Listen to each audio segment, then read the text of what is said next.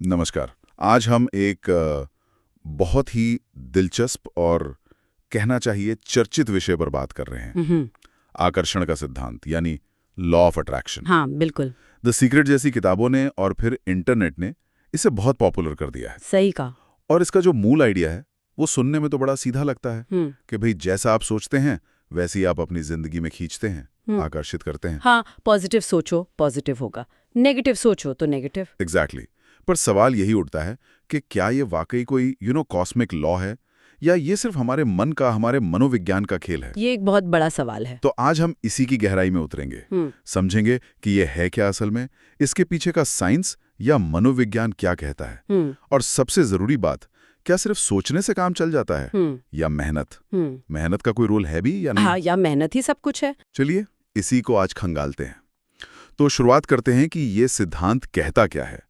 मतलब मूल बात यह है कि हमारे विचार, हमारी भावनाएं, ये सब एक तरह की एनर्जी हैं। हाँ, एक वाइब्रेशन, एक ऊर्जा। और ये ऊर्जा अपने जैसी ही ऊर्जा को यूनिवर्स से खींचती है। जैसे कोई लगातार सोचे मुझे वो सरकारी नौकरी चाहिए ही चाहिए, तो सिद्धांत कहता है कि उसके विचार, उसका फोकस ब्रह्मांड में सिग्नल भेज रहे हैं। और फिर लोग इसके लिए अलग अलग तकनीकें इस्तेमाल करते हैं, जैसे वो एफर्मेशंस। हाँ, दृढ़ वाक्य बोलना, रोज दोहराना कि मैं सफल हूँ या मुझे नौकरी मिल रही है। और विजुअलाइजेशन, मन में कल्पना करना। बिल्कुल, खुद को सफल होते हुए देखना, महसूस करना। विजन बोर्ड्स भी बनाते हैं लोग, लक्ष्यों की तस्वीरें लगाकर। पर यहाँ अब वो सवाल आता है विज्ञान वाला। हाँ, यही बात थोड़ी पेचीदा हो जाती है। देखिए, वैज्ञानिक नजरिए से देखें तो ये कोई गुरुत्वाकर्षण जैसा फिजिकल लॉ तो है नहीं। ऐसा नहीं है कि इसे लैब में साबित किया जा सके। लेकिन मनोविज्ञान में कई ऐसे कॉन्सेप्ट्स हैं जो समझाते हैं कि क्यों लोगों को लगता है कि ये काम कर रहा है। अच्छा, जैसे कि? सबसे पहला है हमारे दिमाग का एक हिस्सा, रेटिकुलर एक्टिवेटिंग सिस्टम यानी RAS। RAS, ये क्या चीज है? इसे आप दिमाग का एक तरह का गेटकीपर या फिल्टर समझ सकती हैं। जब आप किसी चीज पर बहुत ज्यादा ध्यान लगाते हैं, मान लीजिए आपने तय किया कि आपको एक लाल रंग की कार खरीदनी है, तो अचानक आपको सड़कों पर लाल कारें ही ज्यादा दिखने लगेंगी। ऐसा नहीं कि वो बढ़ गई, बस आपका RAS अब उन्हें नोटिस करवा रहा है। ओह, तो मतलब RAS हमें वही दिखाता है जिस पर हम फोकस कर रहे हैं, उन अवसरों को हाईलाइट करता है। बिल्कुल, ये आपको आपके लक्ष्य से जुड़ी चीजों के प्रति ज्यादा सजग बनाता है। ये तो दिलचस्प है।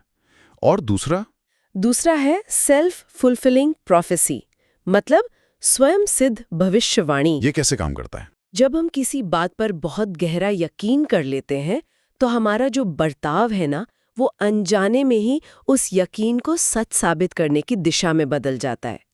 जैसे अगर आप पूरे विश्वास से मानते हैं कि आप इंटरव्यू में बहुत अच्छा करेंगे, तो आप ज्यादा आत्मविश्वास से जाएंगे, तैयारी बेहतर करेंगे, बॉडी लैंग्वेज पॉजिटिव होगी, और उससे आपके सफल होने की संभावना वाकई बढ़ जाएगी। एग्जैक्टली, आपका विश्वास आपकी हकीकत बन गया एक तरह से। और तीसरा आपने कहा था? तीसरा है प्लेसिबो इफेक्ट, आस्था का असर। अच्छा, जैसे दवाइयों में होता है। हाँ, अगर किसी को यकीन दिला दिया जाए कि ये चीनी की गोली बहुत असरदार दवा है, तो कई बार सिर्फ उस यकीन की वजह से ही उसकी तबीयत सुधरने लगती है। ये हमारे विश्वास की ताकत दिखाता है। सोचिए, हमारा मन कितना शक्तिशाली है।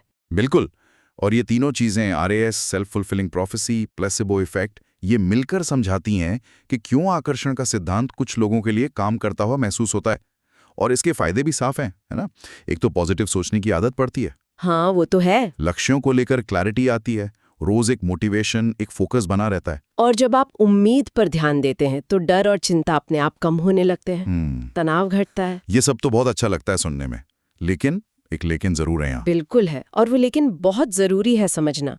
सबसे बड़ी गलतफहमी या सीमा कह लीजिए, वो ये है कि लोग इसे कोई जादू की छड़ी समझ लेते हैं। हाँ, कि बस सोफे पे बैठकर सोचो और गाड़ी दरवाजे पर आ जाएगी। सही कहा। और यहीं पर वो अहम सवाल उठता है कि सोचने और करने में क्या रिश्ता है?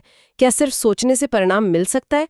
अगर कोई सिर्फ सोचे मुझे फिट होना है, पर खाने पीने का ध्यान न रखे, वर्जिश न करे, तो कैसे होगा? नहीं होगा, जाहिर है। तो जब लोगों को सिर्फ सोचने से मनचाहे नतीजे नहीं मिलते, तो वो निराश हो जाते हैं। उन्हें लगता है ये सिद्धांत बेकार है।